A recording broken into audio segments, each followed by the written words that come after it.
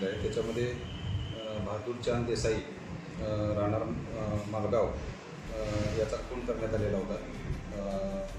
त्याच्यामध्ये यातील जो ज्याच्याबरोबर बहादूर चांद देसाई या मयत इसमाचे वाद झाला होता, भांडण झालं होतं।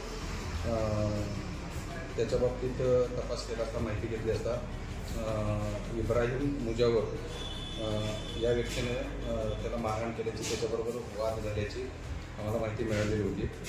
त्या अनुषंगाने आम्ही तांत्रिक तपास करून त्याच्यामध्ये सदर आरोपी हा सिंधुदुर्ग जिल्ह्यामध्ये सावंतवाडी येथे पळून गेल्याचं आम्हाला माहिती मिळाली। त्याचं लोकेशन त्या पद्धतीनं काढण्यात आलं आणि त्यानंतर सिंधुदुर्ग पोलिसांशी संपर्क करून त्या ठिकाणी ताब्यात घेण्यात आलेलं आहे। सदर आरोपीस तिथून ताब्यात घेऊन आता पोलीस स्टेशन येथे आणून त्या सदर गुन्ह्यामध्ये काल रात्री अटक करण्यात आलेली आहे आणि त्याची पोलीस कस्टडी घेऊन सदर गुन्ह्याचा